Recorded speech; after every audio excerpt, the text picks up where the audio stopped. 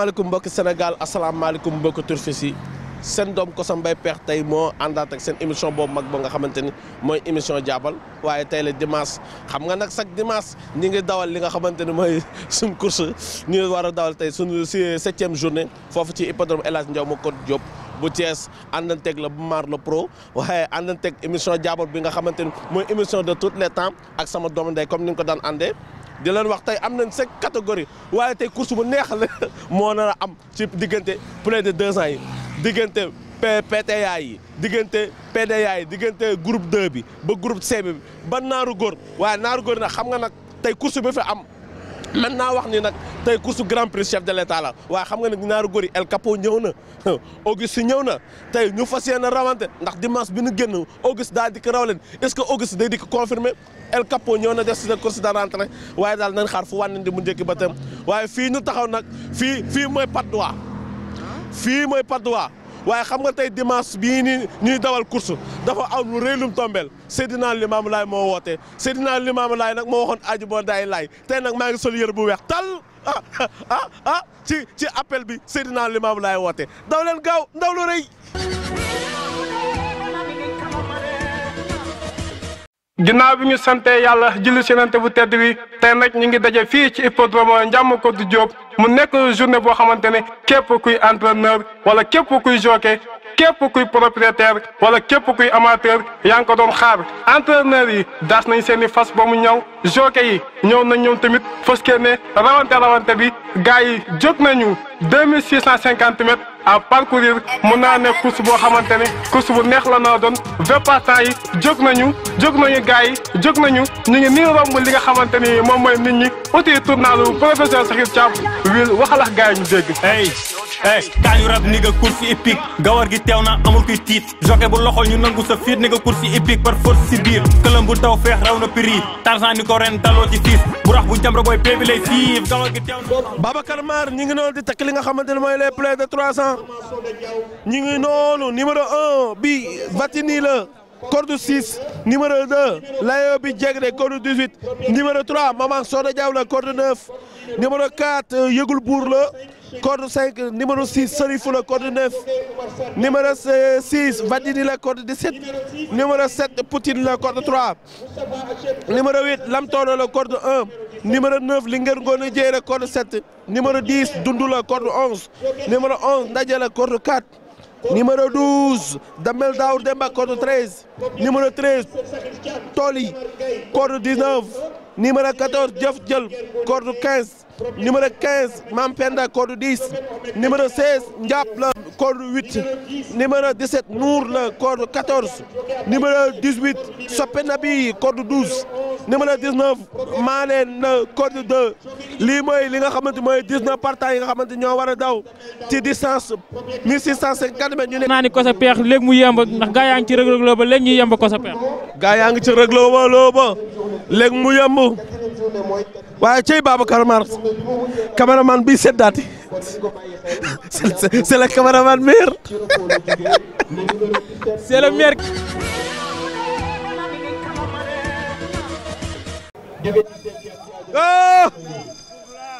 gars yi jóg nañu. jóg nañu Kosa Pekh mu mel ni ndaje moo dawul waaye ñoom ñëpp jógandoon nañu fas yi dañoo ànd di xeex ci diggante Maman Soda Diaw Yëgul Buur ak ki nga xamante ne si moom mooy Serifou ak Lam Toro mu mel ni Yëgul Buur moo génn si kanam ou bien Maman Soda Diaw je passe bien Yëgul Buur moo génn waaye ñi ci des nag dañuy ràmmal rek 1650 mètres la ñuy daw tourné nañ fi nga xamante ni moom mooy tournalu Mbaye Diouf fi wuti fi nga xamante ni moom mooy tournal 200 mètres bi Kosa Pekh Yëgul Buur moo génn. Yëgul Buur moo génn gis naa Maman Soda Diaw ak Yëgul Buur en 3e position yem Lam Toro waaye gis naa Maman Yëgul Buur ba léegi moo génn ci kanam Yëgul Buur moo génn Kosa Pekh ñu ngi noonu ci 200 mètres bi bu ñëwee dañuy dellu Yëgul Buur moo génn waaye dàq nañ kaan mooy le numéro 8 di ka xamante ne si moo di Lam Toro génn attention Yëgul Buur teref na Lam Toro moo génn 2e position Yëgul Buur gaa yaa ngi noonu tool ci tournal professeur Sakhir Thiam Las Palmas waaye Yëgul Lam Toro moo ne ci kanam ba léegi. jërëjëf Cheikh Wade ba léegi Lam Toro moo génn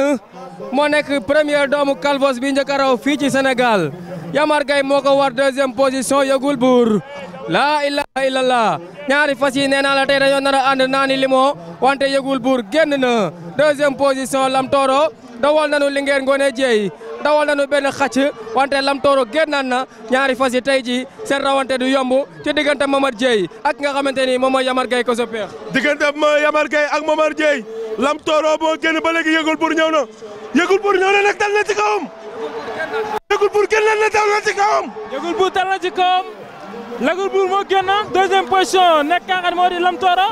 troisième position nekk ki nga xamante ne si ab xacc la waaye ba tey ki nga xam ne moo génn moo di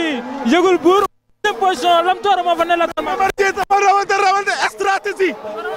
Momar Dieye dafa jaar ci péage bi rawante lu rëy Momar Dieye lu rëy ñëw deuxième position Lam Toro à la troisième position Linguère Ngoné Dieye yëgul buur le grand jockey ka war Momar Dieye yëgul buur a ngi doon di ñëw c'est Las Palmas yëgul buur yow na première def 2 minutes 17 secondes deuxième Lam Toro troisième Linguère Ngoné Dieye laay kenn mësul gis bii course kenn mësul koo gis kenn mësul gis bii rawante Babacar Mar kenn mësul gis bii rawante Babacar Mar kenn mësul gis bii rawante Babacar Mar tey kenn mësul gis bii rawante Las Palmas Babacar Mar kenn mësul gis bii rawante ci diggante ñaari écuries yi kenn mësul gis bii rawante kenn mësul gis bii rawante bu rëy ñu ngi jaajëfal bu baax Sidi Ndaw transitaire Ndaw sa nee aram faxa borom dëkku man ñu ngi koy félicité bu baax ci ndam li nga xamante ne am na ko moom Sidi Ndaw ñu ngi koy félicité bu baax ndam lu rëy la am waaw oh kenn mësul gis bii course kenn mësul gis lii ànd nañ les compagnons d'écurie ànd nañu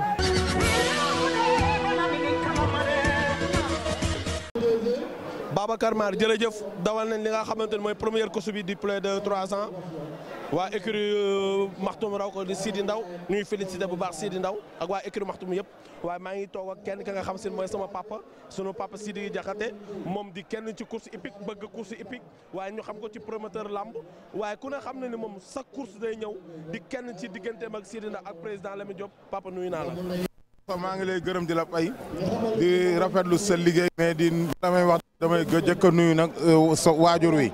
ndax vraiment sa papa dafay koo xam ne kenn la si man jàppale ma ci liggéey bi may def doon sama conseil ba pare nekk suma xaritu goro Fallou Ndiaye bi jàngkatu murit donc boo gisee ñuy ñëw fii c'est parce que dafa nekk milieu boo xam ne milieu bu am solo la ba pare nga fi fekk aussi nit ñu am solo ba pare mu nekk discipline boo xam ni discipline bu neex la man moom bëgguma lu dul dawal course wala ma jënd fasu course rek di sant Omar Bawa Junior tamit muy suma xarit Omar di kenn ci man saa wu dugg see Thiès dina ma woo te chaque fois daal vraiment mi ngi may jàppale ci lu mat sëkk ci li may def di ma conseiller guddi ak bëccëg suba ngoon Omar aussi ma koy ñaanal yàlla mu yokk xéwalam ak suturam. xarit dañuy rawante booy burax bu taxawaa amul luy nooy aj fa si nigga deel xër si booni jokke bu loxol ñu xëbala coow li os njaay ñel bin bi nee na moo leen tiim kon amul lu ñuy tiit néega force ñu ñey kiiñ kon problème dara du yomb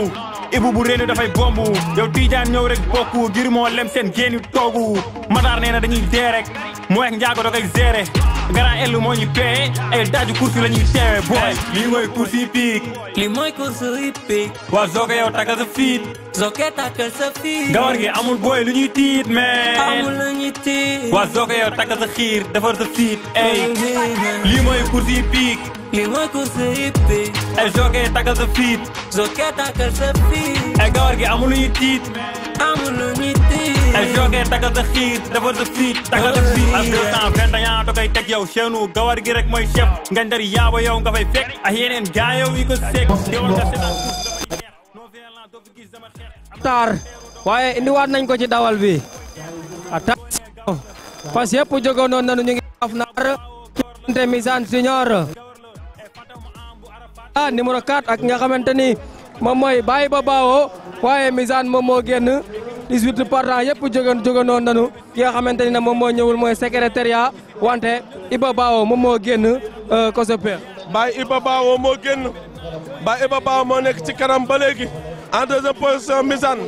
waaye Baye Iba Bao mi ngi ci kanam en deuxième position Misaan. jërëjëf ko sa peex Baye Iba Bao ba léegi moom moo génn sa xel dem ci Iba Collé Bao borom Dalinkoor deuxième position Misaan moo fa ne wante dawal nañu Murid Sadikh dawal nañu Naxe Fall ñoom ñëpp dawal nañu waaye Misaan a ngi dàq nga xamante ni mooy Baye Iba Bao Baye Iba Bao doomu Daram Sarr la mook Yëgul Buur ñoo bokk benn papa wante dawal nañu ki nga xamante ni moom mooy Faydu de muy daw lu bari Cheikh Wade. dawal nañu Faydu mu jege muy daw lu bari di ñëw waaye dawal nañu kii Kalla mu jege si waaye ba tey PNG Za moo ne ci kanam deuxième position nekk ki nga xamante ni si moo di Faydu mi ngi noonu jege si gaa yaa ngi noonu ci 200 bi di ñëw 200 bi dina métti Las Palmas waaye dawal nañu Faydu muy daw lu bari di ñëw ci 200 mètres. Baye Iba Bao ak nga xamante ne si moom mooy façon nga xam ne mooy Misaan Calvos Best Art attention ñetti fas yi Faydu bi daa mel ni moom ñëw na la ilaha illallah la ilaha illallah oh Fallou Diop raw na première moo war ki nga xamante ni moom mooy kii kan la Fallou Diop kii kan la war moom doomu Pret and Joy la mbokku bayu Diofior bu Omar Bawo Junior deuxième moom mooy ki nga xamante ni moom mooy Naxe Fall la ilaha illallah daw nañu ba tee ci diggante Baye Iba Bao Naxe Fall ak nga xamante ne si moom mooy Rajab bu Ale Diagne 1 minute 40 secondes le plus 2 ans yi daw laa ilaaha illallaah ko sa peex laa ilaaha illallaah kenn musul gis lii kenn musul gis lii kii kan la mi ngi noonu di ñëw waaye daw nañ ba tey ñu ngi félicité bu baax Baye Iba Bao ñu ngi koy félicité kii kan la moo nekk moo raw mooy kii kan la moo raw maa ngi tax ki nga xamante ne mooy sunu papa di doyen ci communication course hippique tey ku wax course hippique di nga wax sunu papa Mamadou Diallo di kenn ci course hippique liggéey ci wàllu communication ci course ba ñëpp ràññee ko muy kenn ci ñun yor ñun ñi nga xamante ñooy nekk seen jeune reporter mu nekk sunu papa di ñu digal papa nuyu naa. maa ngi lay fay Koso Mbaye Peex di am mbégte nga tàllal ma micro bi may déglu nag lan nga may laaj. waaye di gërëm ki nga xam ne mooy Maar le pro ci liggéey bu am solo bi nga xam ne moo ngi koy def ndax boolew ci wax bu ñëwee rek mi ngi jàpp liggéeyam di def liggéey bu am solo ci li nga xam ne moo jëm ci wàllu course. tey ñi ngi fii ci 7e journée ci hippodrome El Hadj Ndiamacor Diop nga gis li nga xamante ni mooy les chevaux ñu daw ba tey gis nga fa rawante yi fi am tey boo ma ci doon wax lan nga ma ci wax ak communication bi nga xamante ni moo ànd ak course hippique. waaw bu dee wàllu rawante bi tey boo ñëwee gis rawante bi da ngay xam ne rawante écurie moo am journée ñi bi ñu génn ki nga xam ne moo raw mooy écurie professeur Sakhir Thiam muy Linguère Ngoné Dieye di produit ARA des Damel bu Babacar Mbagnick Fall moo raw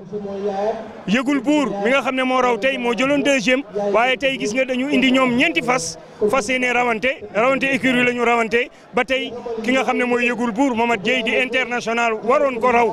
waaye li nga xam ne moo jëm ci wàllu communication waruñu toog gën a waxtaan ndax tey course bu ñu koy jaay ñun ñoo ko war a jaay ñun ñi nga xam ne ñoo yor ay télévision di ci liggéey waaw ñun ñëpp ay volontaire lañu ànd ak CNG nekkoon ak président Cheikh Tidiane Niang yàlla dogal mu jóge fi ki nga xam ne mooy Lamine Diop ñëw jël course yi waaye war nañu gën a toog ñu gën a xool télévision yi nga xam ne mën nañu liggéey ak ñoom ñuy jël ay émission spéciale di ko fa def ndax gëdd gi nga xam ne te borom télé yi moom la ñu am ñu gën ko jox course ndax li ñuy sonnal course dimanche bu jot ñu ngi ñëw fu course am ñu ngi fexe mu tas nit ñi nga xam ne ñoo bëgg course ak ñi bëggul course bëri na tey ñoo xam ne ñëw nañ ci course télévision yi nga xam ne moom lañ am di wane course moo xam samedi moo xam talaata moo xam dimanche moo tax tey ñu bëri bëgguñu woon course ñu bëgg course moo tax jot na tey ñi nga xam ne ñooy CNG bu bees bi ñu fexe ñun ñi nga xam ne ñooy yëngu di ay chroniqueur wala di ay communicateur traditionnel wala ñu ay reporter ñu fexe bàyyi ñu xel bu baax a baax ndax télévision yi ñu nekk gën ñoo jox gëdd ndax émission yi ñuy def dafa am diffusion boo xam ne diffusion bu am solo bu ñuy def la. waaw yomb na yombul xam nga liggéey arrivé moom dafa xaw a doy waar xam nga fas yëpp ñoo tolloo 100 buñ tollee 100 il faut que vigilance bi nekk de mise daal bu ñu mën a joxe résultat yi mais yàlla suturaal nañu résultat bu ñu joxe ñu arrivé bi rek day fekk mu méngoog résultat wu photo finish bi.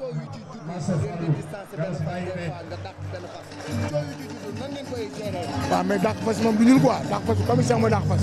ndax fas su arrivé gën la jël ba 10e fas nag commissaire bu dàqee fas nag commissaire bu ñu dàqee fas nag bu ñu ñëwee ci ñun ci la ñu ajusté résultats yi defaraat ko doo ko publier quoi. mais en tant que les commissaires fasu 2 ans yi nga xamante ni léeg-léeg dañuy nekk ba ay 19 partants war a dem au départ ñu am ay retardement tey est-ce que loolu en tant que commissaire yéen def ngeen ci seen liggéey boo xamante ni war ngeen cee wax. waaw mais loolu mënuñu cee wax ju bëri parce que franchement comme fas yi nekk 2 ans yi seen tàggat loolu bon fas la parce que tàggat fas moom commissaire mënu ci dara bon fas la parce que ñu engagé mais fas su ñëw bay engagé da koy leer ni boo moom tàggat na ko ba tàggat bi bu jëw xanaa kenn du engagé sa fas tàggatoo ko xam nga fas yi 2 ans yi ay fas yu ndaw la ñu wax dëgg yàlla seen borom yaa ngi def lu ñu mën seen képp lay kattan mais xam nga fas moom mala la pour ñu xasee ba ñëw ci box beeg yow gën a xam xaj loo beeg yooyu mooy tax ñuy génn mais far tërëf wala ñu génn di aw benn piste. moo di sama fas gis nañu mu dawee bañ jugee déjà il a eu des problèmes au départ ba ñu amee problème ci ginnaaw loolu ak Fallou ni mu ko dawalee mais dans le temps normal dans le torman un jockey qui applique le mouvement au galop il a le droit de se mettre en suspension toog jug fii nga gisee Sénégal jockey sax bu toog jug ñu dàq ko te loolu teguñu ko ci benn règlement lañ xool teg ci règlement yi man je suis un moniteur je suis diplômé en tant qu'un moniteur man damay jàngal jockey yi war a xam naa li ñuy wax ci règlement yi sama fas bu nu raw ñi ñëw ñu ne ma dañ koo dàq du yoon boy bi même bu toogee à 2 temps t'as le droit nga toog jug comme on dit au 3 mais looy xaar lu may xaar maa ngi réclamation teg def naa moo tax ma ñëw pour def réclamation parce que li ci teg man pour man jaarul yoon du dëgg du yoon nekk xale nag taxul boo gisee dëgg doo ko wax man li may wax xam naa ko jàng naa ko ndax man fas laa am je suis un moniteur diplômé de ça. mais nag xam nga ne tey. voilà tey suspension lañ wax tey bu ñu gisee choc bi toog. les suspensions te permet commissaire les suspensions ça te permet à l'arrivée du 200 mètres de monter à 2 temps à l'arrivée du 200 mètres ce que les règlements disent ce que le texte dit dans le mode dans la suspension. yaa ngi dégg fi may wax ak yow kon tey jii Sénégal war nañ jóge ay toog daax loolu amul benn en Europe même booy gis bu gars yi di tekki si am nañ taa toog 2 temps moo tax on prend référence de ceux qui sont avancés pour avancer nous moo tax ñu war a jël foofu référence lii boo toogee benn ñu dàqal teguñu ko fenn du dëgg du yoon du dëgg du yoon.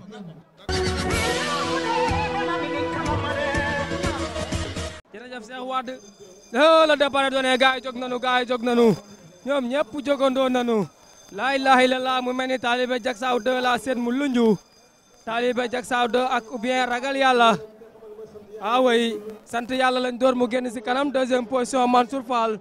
ñu ngi delloo taalibe Jaksaaw 2 wante ki nga xamante ni moo jiital fas yi nag moom mooy numéro 11 nekk Damel Déthié fu njoogu Cheikh Wade. Damel Déthié fu njoogu moo jiital fas yi waaye dàq nañu sant yàlla mu ñëw ci kanam Mansour Fall en 2e position gaa yaa ngi noonu def benn bolok di njaabum golo gaa yaa ngi noonu di njaabu neex ndeysaan di soog a tournal professeur Sakhir Thiam waaye ba tey sant yàlla moo ne ci kanam Mansour Fall moo ne 2e position gaa yaa ngi ci ginnaaw def benn bolok di ñëw. jërëjëf Cheikh Wade ba léegi nga xamante ni moom moo génn moom mooy façon noonu nga mooy sant yàlla doomu ak teesi nos loola ou bien ragal yàlla 2e position ki nga xamante ne si moom moo fa ne moom mooy façon noonu nga xamante ni moom mooy moom mooy ki nga xamante ni moom mooy Mansour Fall 3e position taalibe Jaksaaw 2 ramum ñee lañ def njiitum golo def malaanu jàmm Jóob wuti fi nga xamante ni moom mooy tournalu ngaabu bi sa xel dem ci maire soxna borom café geek fotaaya bi mooy tourné na fas yi dañuy jaabar rek kenn nanguwut a dem parce que 2200 mètres la ñuy daw Cheikh Wade 2200 mètres la ñuy daw ñu ngi ci tournal 200 mètres bi di ñëw bu ñëwee dañuy dellu waaye maa ngi seen Mansour Fall mu ne en 2e position waaye Elisio mi nga xam ne mooy favori mi ngi ne en 5e position di njaab rek di ñëw ndeysaan gaa yaa ngi noonu def benn bolok ko sa peex di ñëw. ragal yàlla moo nekk ci kanam ba léegi Mansour Fall ñëw na en 3e position taalibe Jaksaaw la Mansour Fall ba léegi ñëw na en deuxième position waaye ragal yàlla ba léegi bañ na. ragal yàlla ba léegi bañ na ba léegi ragal yàlla moom moo génn ragal yàlla moom doomu Bazazo la ragal yàlla deuxième position Mansour Fall dawal nanu Black Maza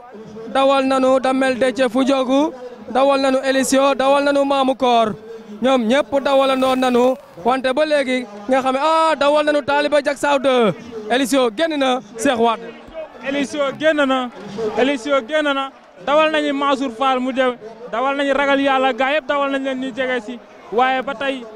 Elisio moo génn ñu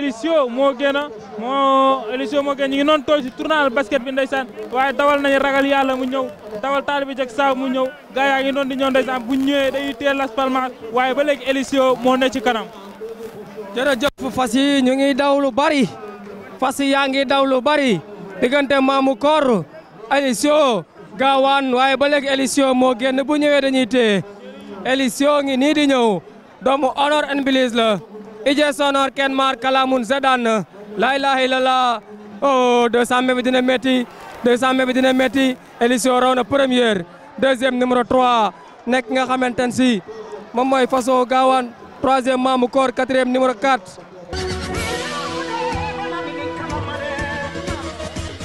ñu dawal li nga xam ni mooy cette journée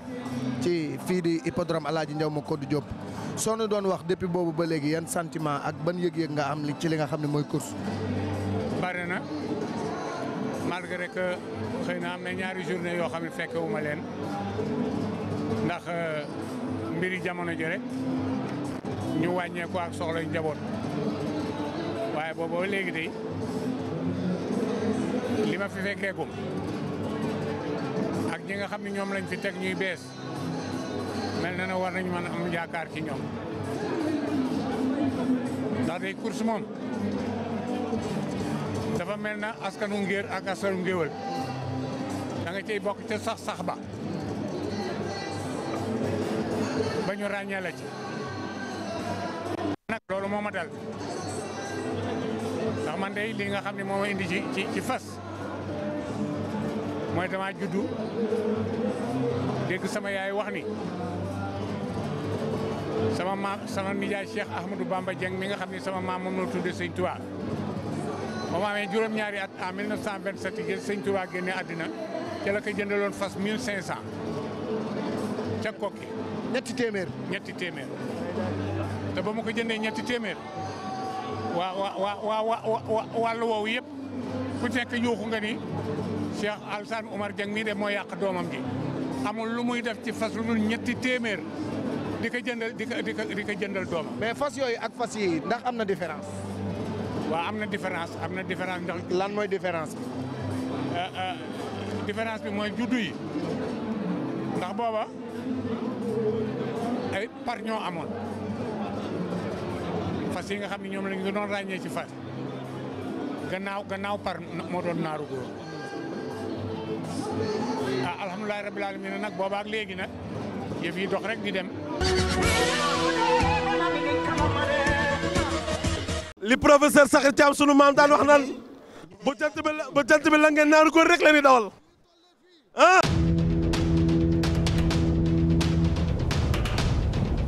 waaye Babacar Mar rawante bii nee naa rawante bii nii mooy grand prix chef de l'état ndax ku ci mel Auguste El Capo ku si ànd ak Auguste yëpp El Capo da cee am dem El Capo ngi nii di dugg si borom vainqueur grand prix chef de l'état moo ngi doon di dugg si ci écurie bu mag boobu nga xam mooy écurie Lambar Fall Omar Ba senior moo ko moom le grand entraîneur moo ko yor grand entraîneur bi mooy kan kooku mooy Ousmane Ndak. waaw gis nga tey nan ngay rawante. waaw di ñaan yàlla mu defal ñu ndam rek. waaw loolu la ñuy ñaan. mais sax waaw macha allah loolu sax. waaw. préparé nañ comme ni ñu war a préparé rek. waaw am yaakaar ne tey dañoo war a ñëw pour raw. waaw mais lépp si ànd ak dal ak tey rek te xam ne rawante naaru góor la du yomb. waaw rawante ko xel ak xalaat rek ñaan yàlla mu may ñu ndam. ñaan yàlla moom fasu mën a daw la waaw. di tey rek ànd ak dal rek yàlla may ñu ndam. tey dañuy ñaan yàlla rek yàlla may ñu ndam. loolu la ñaan dañu ñaan yàlla rek yàlla may ñu ndam. Arafat laay woon. waaw non nañ xaar tuuti rek mën di lu bees incha allah. waaw xaaral ñu mën di lu bees incha allah. rawante bu neex rek laa la mën a wax du ma ci sori nag. buñ dawalee ba pare dinañ xam ki man. buñ dawalee ba pare. di nga xam ki man. ki man di nga ko xam. El Capo ñëw na. non mënu ma cee wax du ma ci sori. loo ma mën a. non doo gis waaw aussi fas mu mën a daw la te Pape Gningue mi ngi koy lim bëgg Pape Gningue nga koy defal màggat goo xam ne lu wadd mu for ko naa la wax loolu tey te tey day naqaree raw day naqaree raw tey man maa la ko man ma daa maa la ko course bi bénéfice la ci moom. le treize nga noonu te adjudant bu Sidi Ndaw yi noonu di dugg si muy façon mën a daw bi fii génn deuxième la am dimanche ba passé.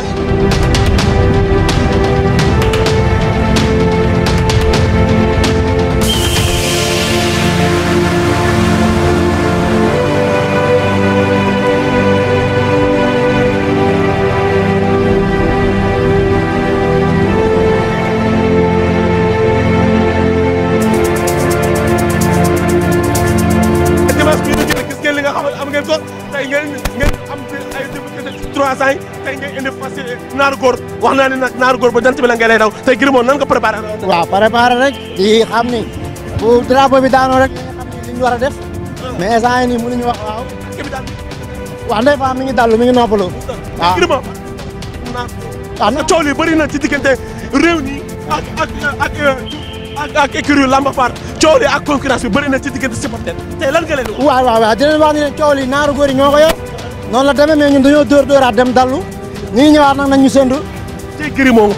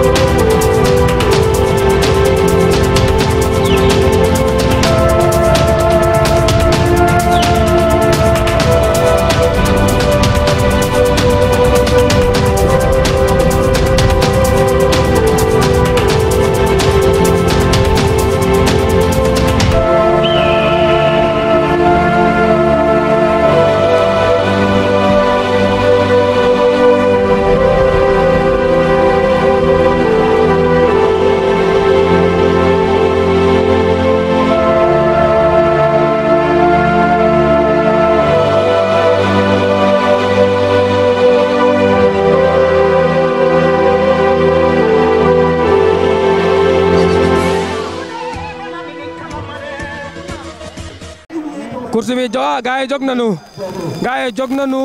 nañu ci diggante am na fas wu génnul wante je passe bien Arafat moo ñëw si kanam ànd ak laaw Lat Fatim Anta Ndiaye El Capo Jamra Auguste ngi jàpp Arjida ngi jàpp Medina ngi jàpp Buraax moo jiital fas yi nii la yàgg di dawee kon kan moo maal Maguette Diop away dorom yaa ngi leen tiim ñetti dorom a ñëw tey laaw moo génn day jaab rek deuxième position Arafat moom it day jaab rek juróomi xàcc ñoo ne ci biir fas yi juróomi xàcc ñoo nekk nii ci diggante Arafat Auguste Linguère Maguette capitaine Thomas Sankara ak Jamra ak ñaari jeeñ muy Zarak ak nga xamante ni mooy El Capo wante laaw moo génn day jaab rek ko sopé laab day génn day jaab rek laaw moo génn waaye gis na en deuxième position Arafat en troisième position El Capo en quatrième position Lat Fatim Anta Ndiaye waaye gis naa façon mel ni Auguste mi ngi ci biir groupe bi di façon mën a daw ñëw ci wetu xootaat El Capo Auguste ñëw na waaye ba léegi li nga laaw moo ne ci ba léegi laaw moo ne ci kanam deuxième position nekk Auguste doomu Sirion la troisième position nekk Auguste troisième position nekk ki nga xam moo di El Capo gaa yaa ngi noonu ci tournoi basket bi ñëw tournoi 200 mètres bi bu ñëwee dañuy dellu waaye ba tey laaw moo génn Las Palmas. jërëjëf Cheikh Wade doomu Jama Cissé doomu Bawal doomu Ndey Fatma Diop la ilaha illallah mbokk ndeyu Maka Fall moo génn deuxième position Arafat yaayam doko bayu masala bu Njambe Jeey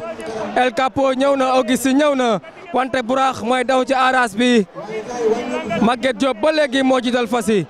laaw mbokku baayu ki nga xamante ni moom mooy Xaatim moo génn ci botin Fabrice White Fabrice danseur no zone danseur deuxième position Arafat Soleil de John Quarta de Joel, nos zone danseur. 3e position El Capo. Honor Iblis Ije Sonor Kenmar Kalamun Zadan El Capo ñëw na Fallou Diop moo ko war mu ngi ratt biir El Capo yi Fallou Diop dafa mën bis Mamad Dieye moo war ki nga xamante ni moom mooy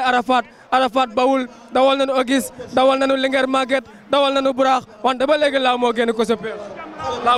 sa peex El Capo laaw moo génn El Capo ñëw na Honor Iblis Ije Sonor Kenmar Kalamun Zadan 2e position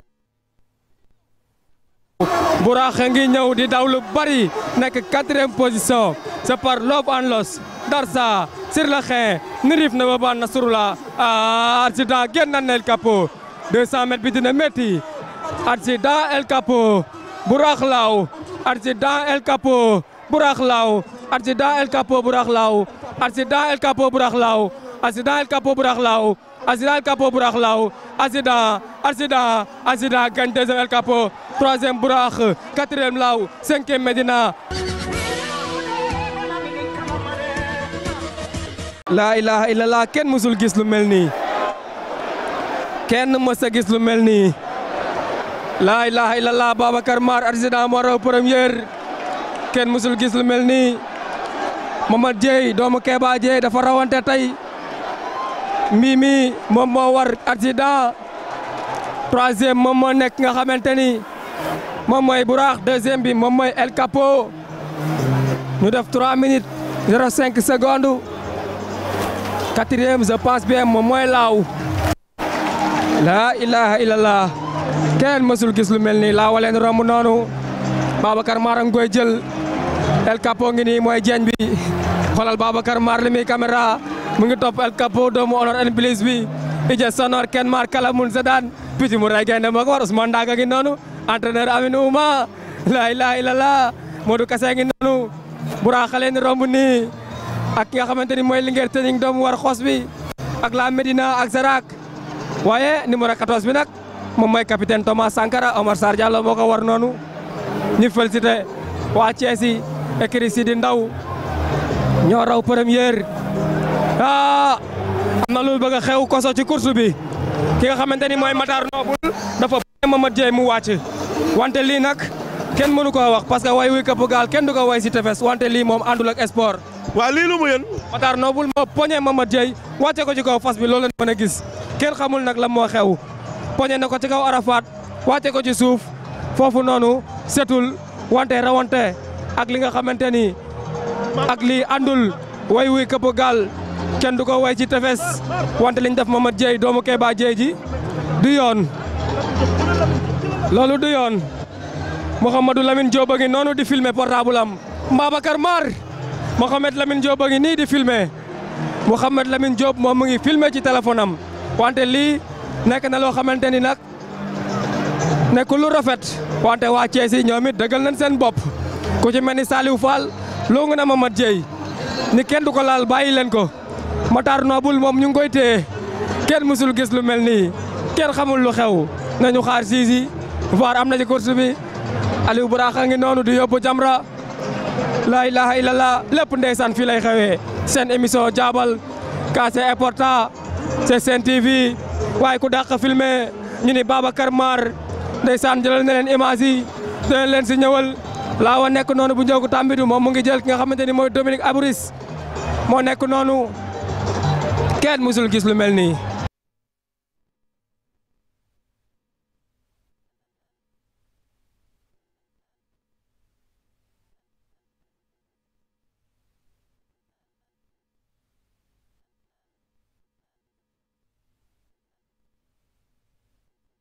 réclamation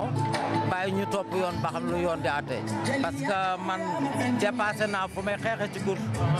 wala ñu may tooñ may fajal sama bopp parce que samay doom rek laa ci nekk samay jarbaat kon donc li ma yéene samay doom laa leen yéene mais sport que le maire gagne yaakaar naa ne lépp war na rafet. est-ce que yéen a ngi xalaat violence bi ndara am ci course te ndara jaar ci seen loxo. mais bu ñëpp meloon na man du jaar ci sama loxo parce que yaakaar naa ne man kenn dootuma laajte ci course te yaakaar naa kenn mësul gis ma def loo xam ne lu yee finna la parce que xaw ma loolu du ma dox ci loolu xale yi nag xëy na ñoo am esprit boobu mais ce qui est l'essentiel que mooy règlement bi na sévère ku def lu yoon ñu teg la ci yoon bu ëllëgee sa morom du ko def. ñu ngi lay nuyu. maa ngi leen di fay. dafa am loo xam ne mënul ñàkk ñu laaj la ko ndax ku la xam la ci course hippique violence yi ngay gis ci course hippique lan moo ko indi. waaw maa ngi leen di nuyu di leen ziar bu baax a baax donc mbir la boo xamante ne nii c'est très déplorable parce que boo gisee avant course bi tout le temps dañuy def débrief ak jockey yi wax ak ñoom fas yi yenn wuñ leen di daw ku nekk état bi nga liggéey rek moom ngay indi moom ngay daw.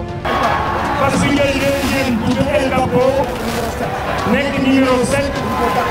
dañ ko dàq ci course bi ndax jockey dafa toog ci biir course bi.